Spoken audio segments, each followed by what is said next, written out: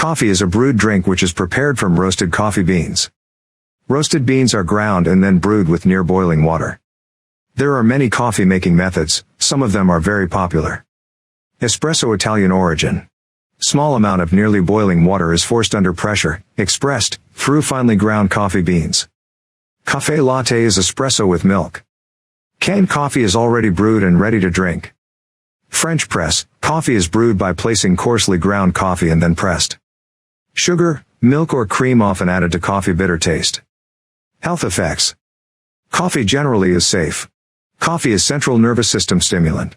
It has some health benefits. Moderate consumption of coffee means 3 or 4 cups of coffee daily. Caffeineted coffee more than 4 cups daily may be unsafe for health concerns. Does coffee causes osteoporosis? There are controversial results if coffee can decrease bone density and osteoporosis. Likely coffee is not the cause of osteoporosis in premenopausal women. But coffee may increase urinary excretion of calcium which may induce osteoporosis especially in people with inadequate calcium intake such as the elderly. Recently, a large and long-term epidemiological study published in Sweden suggested that high coffee consumption was associated with a small reduction in bone density. So in the elderly it's better to intake caffeine up to 3 cups a day and adequate intake of vitamin D and calcium. High intake of caffeine may increase risk in pregnant women of fetal loss or decreased birth weight.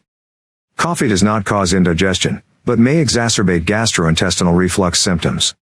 2014 meta-analysis found that coffee consumption, 4 cups/day, decreases mortality.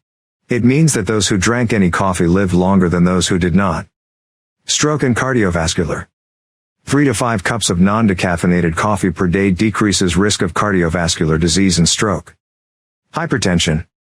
A 2019 review found that 1 to 2 cups consumed per day had no effect on hypertension risk, whereas drinking 3 or more cups per day reduced the risk of hypertension. Caffeine, the major active ingredient in coffee, is associated with anxiety at high doses, typically greater than 300 milligrams. Preliminary research indicated the possibility of a beneficial relationship between coffee intake and reduced depression.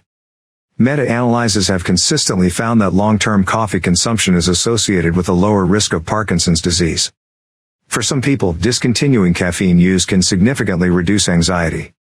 In a systematic review and meta-analysis of over 1 million participants, intake of coffee reduces risk of type 2 diabetes. Cancer. 2011 review found that regular coffee consumption of up to 6 cups per day reduced the risk of several types of cancer. USDA National Nutrient Database, a 240 milliliter cup of coffee brewed from grounds contains 95 milligrams caffeine, whereas an espresso, 25 milliliters, contains 53 milligrams. Coffea Arabica normally contains less caffeine than Coffea Robusta.